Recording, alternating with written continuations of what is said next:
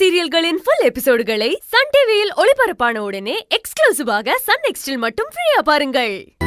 டேய், நீ சொல்றதெல்லாம் உண்மைதான்டா. ஆனா அர்ஜுன பாத்தியா? அவன் என்ன பத்தி சொன்னதெல்லாம் உண்மைன்னு சொன்னதும் அவன் எவ்வளவு சந்தோஷமா இருந்தான். ஒருவேளை நான் அவன் சொன்னதெல்லாம் தப்புன்னு சொல்லியிருந்தா அவன் முகத்துல அந்த சந்தோஷத்தை பாத்திருக்க முடியுமா? அர்ஜுன் ஒரு குழந்தை மாதிரிடா. ஒரு சின்ன ஏமாற்றத்தை கூட தாங்கிக்க மாட்டான். அதுவும் இத்தனை பேருக்கு முன்னாடி. யோசிச்சு பாரு, அவன் சொன்னதெல்லாம் சரியான பதில் இல்லைன்னு தெரிஞ்சா அவனுக்குள்ளேயே இன்னும் அவன் என்ன புரிஞ்சுக்காம இருக்கானேன்னு ஒரு கில்ட்டி ஃபீல் வந்துரும்.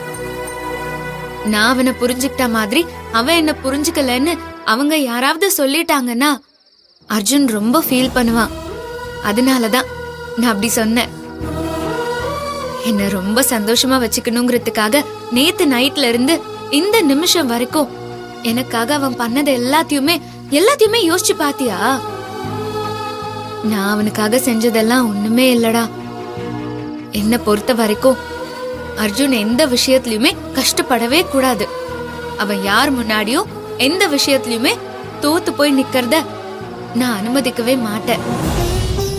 இப்ப கூட நான் அப்படி சொன்னதுனால எதுவுமே ஆக போறது இல்ல. ஒருவேளை நான் அப்படி இல்ல, நீ சொன்னதெல்லாம் தப்புன்னு எல்லார் முன்னாடியும் நான் அவனை ஏமாற விட்டிருந்தேன்னா நான் அர்ஜுன புரிஞ்சுக்கிட்டேன்னு சொல்றதுல எந்த அர்த்தமுமே இருக்காதுடா. எனக்கு என் அர்ஜுனை பத்தி நல்லா தெரியும். இந்த மாதிரி சின்ன விஷயங்களுக்காக அவனை நான் விட்டு கொடுக்கவே முடியாது.